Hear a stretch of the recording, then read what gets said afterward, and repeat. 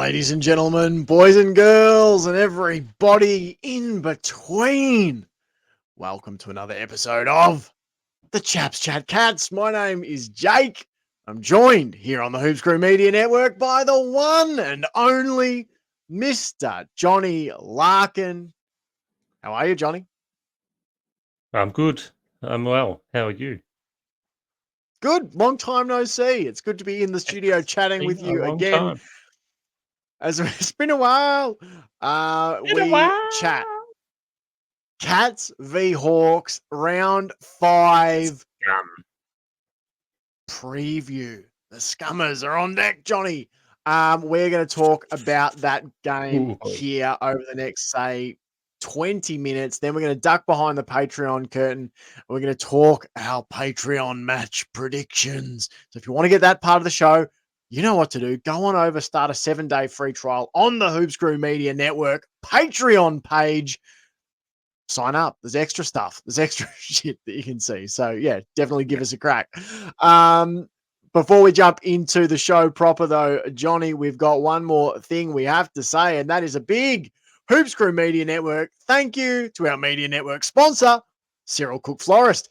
Visit them at www.cyrilcookflorist.com.au. That is Cook spelled with an E. You can give them a call. 035 222 or if you're thinking to yourself, geez, I'd love a 20% discount off my next in-store purchase, you can do that.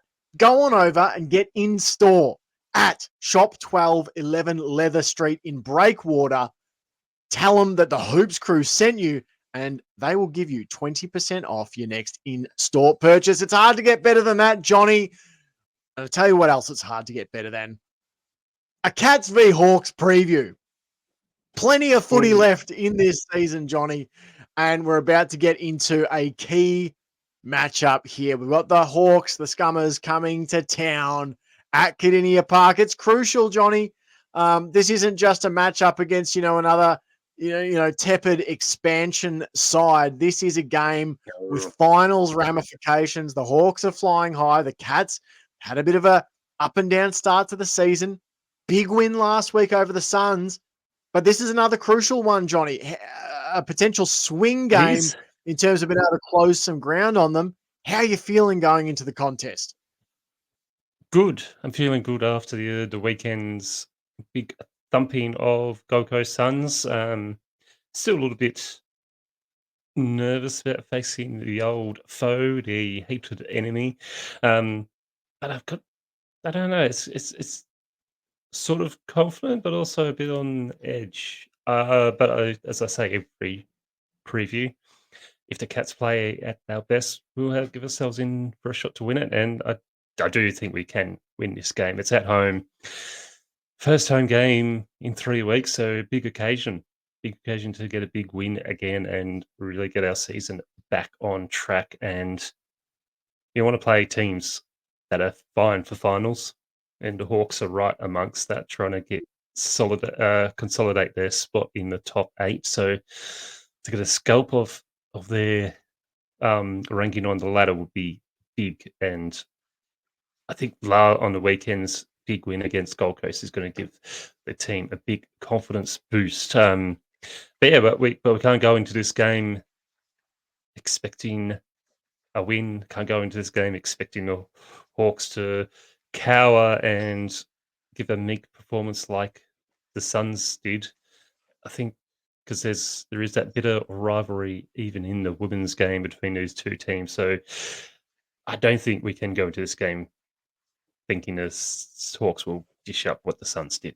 They're going to be out there hungry for a victory. And as you said, they are playing some pretty good football. The only loss coming to Adelaide Crows by 26 points. But apart from that, they've had big wins over each opponent have played. So they're not a poor team. They're a pretty good team, and they've got to be prepared. And it's a short turnaround for the Cats as well.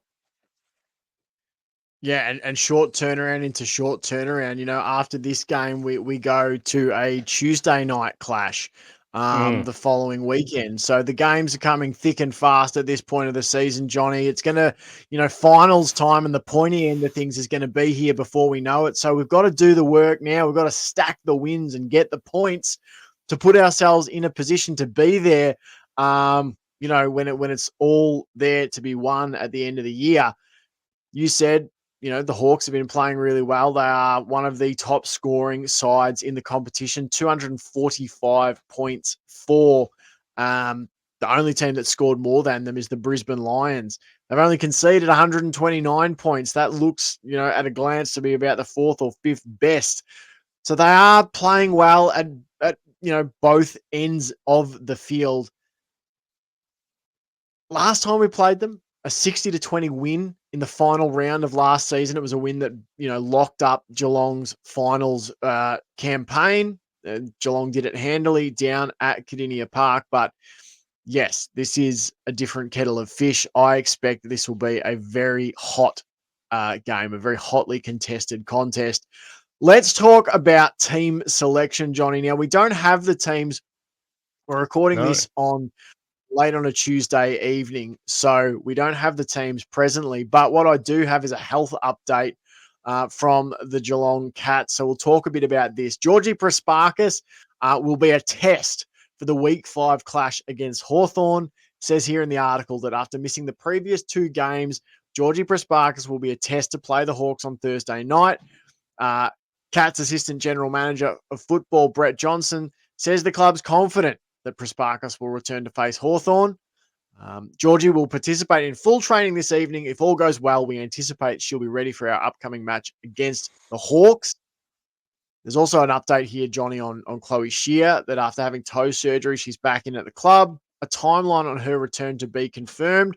Probably a little bit concerning for me that it's still to be confirmed. I suppose we've just had some history at the Yeah. Cats, women's been the men's with bloody toe injuries.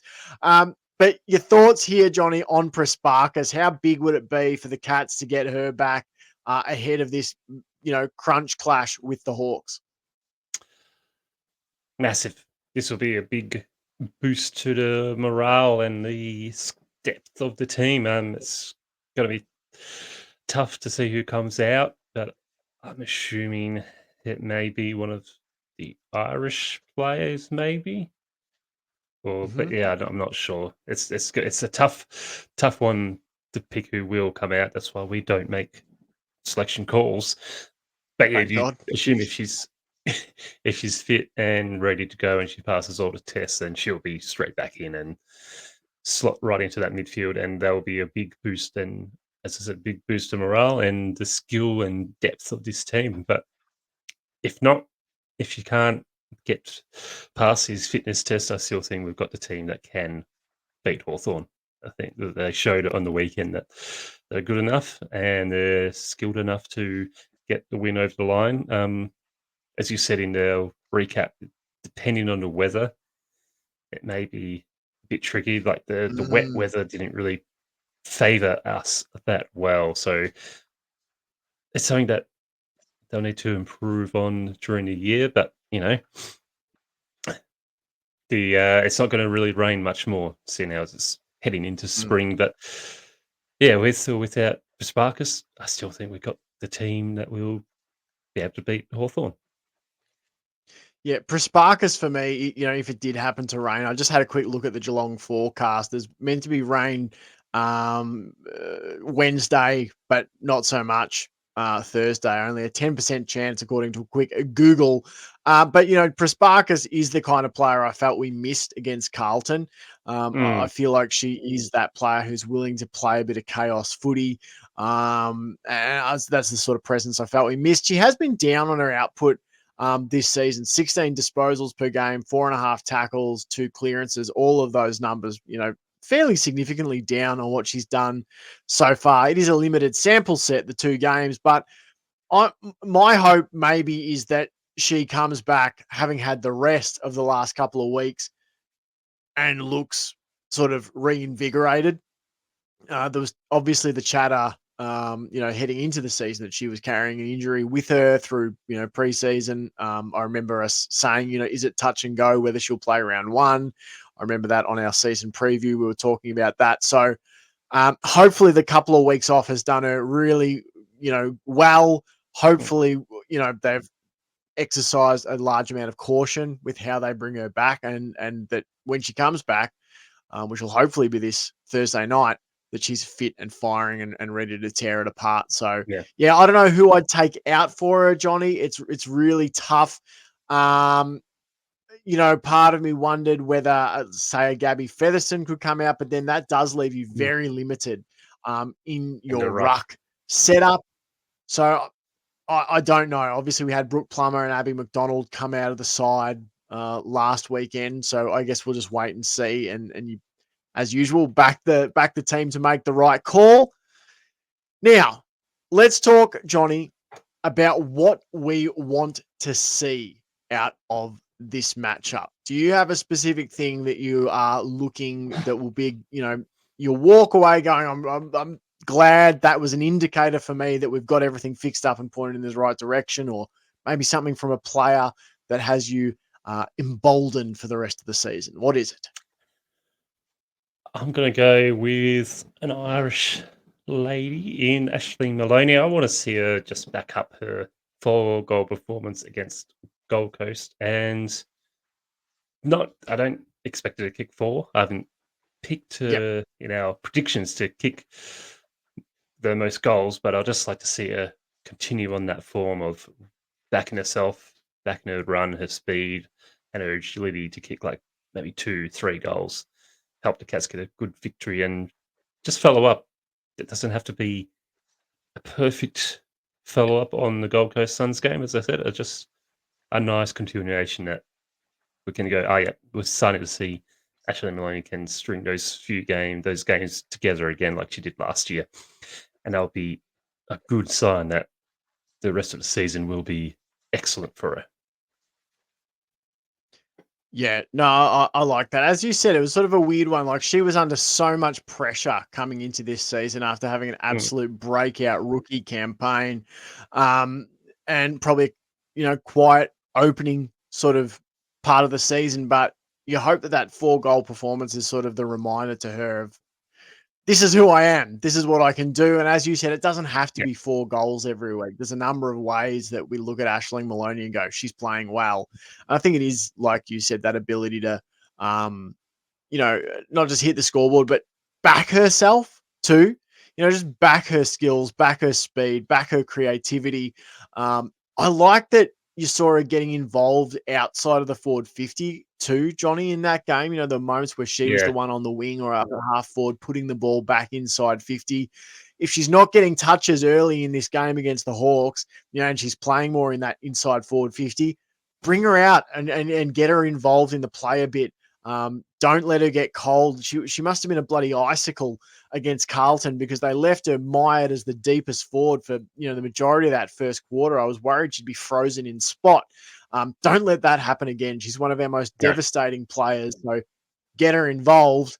I want to see Geelong really back themselves to hit their targets is what I would say. And that comes in, identifying the right target like they did against Yep. the Suns. As I said to you in our recap episode, something I loved was they always put the ball inside 50 to the advantage of their teammate. Now, whether that was drawing a teammate to the kick by putting it into the space in front of them, or whether it was moments where they were able to actually put a long kick over the back, knowing that their teammate could hold their position and then grab the mark at the back of their opponent. Um, they just made the right decision so often. They had 12 marks inside 50, Geelong. So that was a big tick from me. And I think that's what I would look to see. Players like Shelley Scott, Aisling Maloney, Jackie Parry, but others too, Michaela Bowen, Nina Morrison's, they're all capable of providing an option inside forward 50 at times. Let's see that. Kate Let's see it. Sermon, another one I'd throw in there.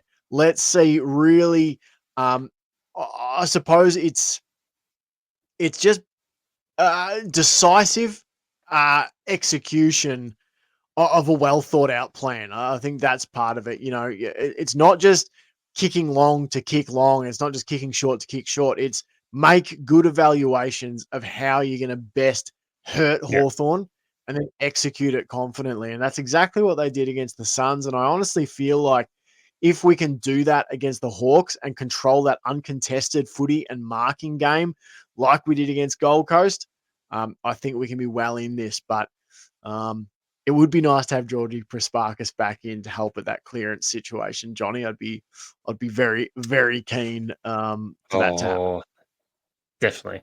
I would definitely be keen to see Prasparkas back in this team and helping Morrison, McDonald, Darcy Mm, Maloney, Featherston, Bowen all out, and like she's extremely skilled and still so young. So we've still yet to see what she's fully capable of. But yeah, fingers crossed that Prasparkas is fit and ready to come straight back in because we definitely do need her. We need her as that second foil to Amy McDonald. As I mm, said to you guys, I think it was Sam gave me a lift home on Saturday. And we saw the score and I said, if they lock down Amy McDonald, it's like, oh no, oh well, we'll just let loose Nina Morrison. Oh, if you lock her down, oh, we've mm. got Georgie Prasparkas. Do you have enough taggers for all three of these players? I don't think so. So yeah, we're pretty lucky to have three incredibly skilled players, but also three different players in the way they go about it. But like they may be different in the way they go about it, but they're all each just as devastating as each other. And then you got the other girls around them that just add that little bit of extra Mm, spice and mm. things to the team. So yeah, I really do hope that she is ready to get right back into this team because she will tear it up, I reckon. Yeah, absolutely. Absolutely hope so. That is all for the public part of our preview episode. We are going to duck now and talk about our Patreon match predictions. We make them every week over on Patreon. We do keep score now because we are nothing if not accountable. So we'll dive into what we got right and what we got wrong last week. We'll make our predictions for this week. If you want to get that part of the show, jump on over and start a 7-day free trial on the Hoops Crew Media Network Patreon. Just go on over to Patreon and type in the Hoops Crew. We'll pop up there and you can start your 7-day free trial. But thanks so much for watching. Thanks so much for listening. Hit that subscribe button. If you're on a podcast app, feel free to give us a 5-star review. We'd love that. We know 46 of Oh you have yes. done it on Spotify. We say massive thanks to that. But thanks for that. Thanks for your support. Until next time, go the mighty Cats. Go the Cats!